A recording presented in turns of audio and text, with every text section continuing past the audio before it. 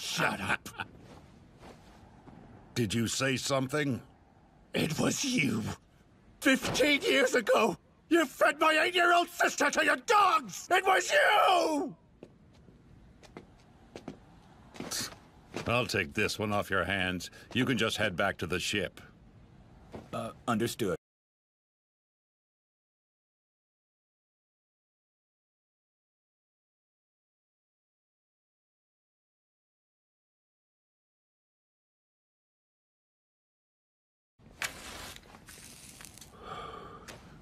Kruger, if you finished your interrogation, I'd like to see this one dance. Huh? Wait, what? I remember you too now, son. So I'm gonna let you go out in a special way. We'll turn this guy into a 3 to 4 meter titan. Then the two of you can fight. But why? Why do something like that? Do you get some sick pleasure out of watching people get eaten alive? I wouldn't call it pleasure. I just find it interesting. Does that sound a bit crazy to you? Well, the fact is most people want to see cruelty. Don't get me wrong, I think peace is a wonderful thing, but something about it just feels lacking. We've pushed death out of sight and mind. Now that's no way to live. Death is always near in nature. And some might think me abnormal for investigating such things. But to them I'd say I faced this cruel world head-on. And because I bothered to deepen my understanding of death, I can accept it when my time comes. See, it's about education. My boys learned from watching their dogs eat your sister. Do you not feel any remorse? Well, I guess I get what you mean. If something that horrible were to happen to one of my children, my heart would break, no question. You poor devils. It's a shame you had to be born Eldian. Look, that is your people's true form. All it takes is some Titan spinal fluid, and any one of you will turn into a man-eating monster. The whole of humanity would feel safer if you Eldians would just disappear. We wish we could eradicate you from this world! You what? I have no trouble sleeping at night, because I'm not really killing humans. If you had restored Eldia, you'd be butchering us Marlians right now. Where's your remorse, you murderous devil? You're lying. You've always lied, but I know the truth. Our founder, Ymir, helped this continent to prosper. Yeah, I've heard it before. No! Say, since your history's so wonderful, why don't you share it with your friend down there? No! You can't do this to me! I'm a human being! Ooh, hear that? Your sister's calling for you!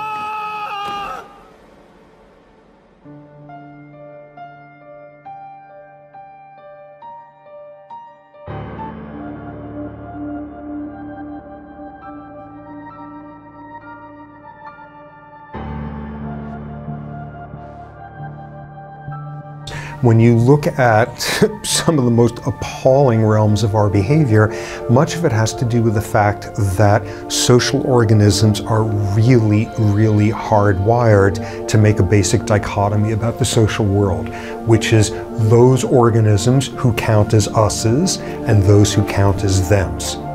And this is virtually universal among humans, and this is virtually universal among all sorts of social primates that have aspects of social structures built around separate social groupings. Us's and them's, we turn the world into us's and them's, and we don't like the them's very much and are often really awful to them. And the us's, we exaggerate how wonderful and how generous and how affiliative and how just like siblings they are to us. We divide the world into us and them. And one of the greatest ways of seeing just biologically how real this fault line is there's this hormone oxytocin. Oxytocin is officially the coolest, grooviest hormone on earth because what everybody knows is it enhances mother-infant bonding and it enhances pair bonding in couples, and it makes you more trusting and empathic and emotionally expressive and better at reading expressions and more charitable. And it's obvious that if you just like spritzed oxytocin up everyone's noses on this planet, it would be the Garden of Eden the next day. Oxytocin promotes pro-social behavior until people look closely. And it turns out oxytocin does all those wondrous things only for people who you think of as an us, as an in-group member. It improves in-group favoritism, in-group parochialism. What does it do to individuals who you consider a them?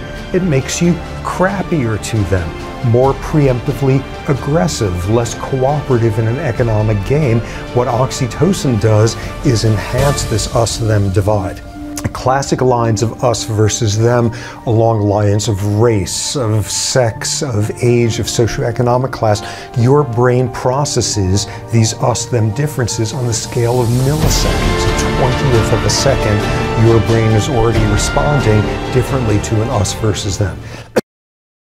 Are humans naturally aggressive? In the past, people attended executions as a form of entertainment. We may not go that far, but more people, more than ever, enjoy watching others being humiliated on reality TV shows and indulging in games and movies that display graphic depictions of murder and bloodshed. Our modern society is in denial in thinking that modern humans lack the very real aggressive tendencies in human nature itself. This denial tends to take form of one of two myths you are likely to believe in. The first myth is that long ago we humans were peace-loving creatures in harmony with nature and with our fellow humans. The implication is that civilization, along with the development of private property and capitalism, turned the peaceful human into an aggressive and selfish creature. Recent finds in anthropology and archaeology, however, have proved beyond a shadow of a doubt that our ancestors, going back tens of thousands of years, well before civilization, engaged in warfare that was as murderous and brutal as anything in the present. They were hardly peaceful. There are also numerous examples of indigenous cultures destroying much of the flora and fauna in their environment in an endless quest for food sources and shelter, sending many species into extinction and despoiling entire regions of trees.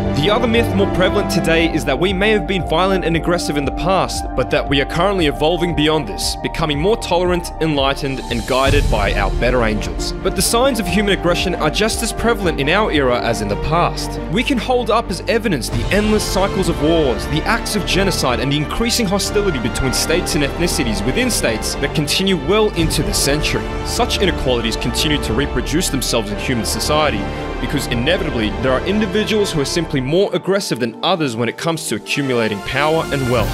No rules or laws seem to stop this. The powerful write the rules to benefit themselves. As Gustave Flaubert put it, speak of progress as much as you want. Even when you take out the canines of a tiger and he can only eat gruel, his heart remains that of a carnivore. It seems that in life as a public figure, be that on the internet or elsewhere or everywhere, there are few worse things than to be called a hypocrite.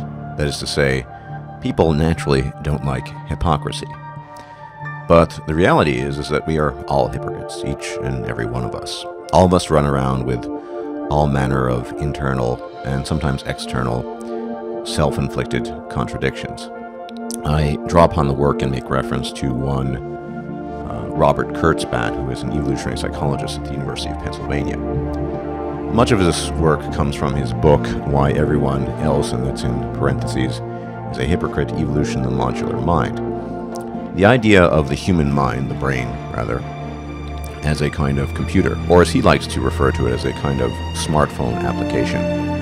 This is one that has a lot of currency in cognitive science, evolutionary psychology, etc. That is to say that the mind has various applications, modules, if you will, that perform various tasks. Modules for the selection of food, what food is appropriate. Modules for mate selection.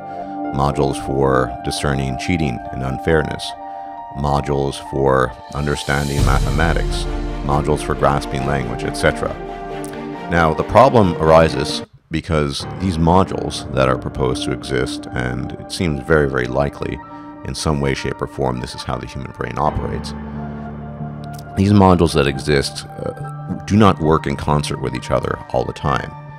And this is the simplest and most plausible explanation we have to date as to why many of the things that we believe in and the things we profess sometimes end up in contradictory stances. For example, the man who is angry at his wife for cheating and then cheats himself, we would deem this hypocrisy, of course, but that's the conflict of the modules. He has his cheating module, or application, if you will, and then engages himself, but often remains oblivious to his own cheating, or, in some post hoc fashion, tries to justify it so as to avoid the contradiction, so as to avoid the image of hypocrisy in his own eyes, in the eyes of his wife, in the eyes of everyone else.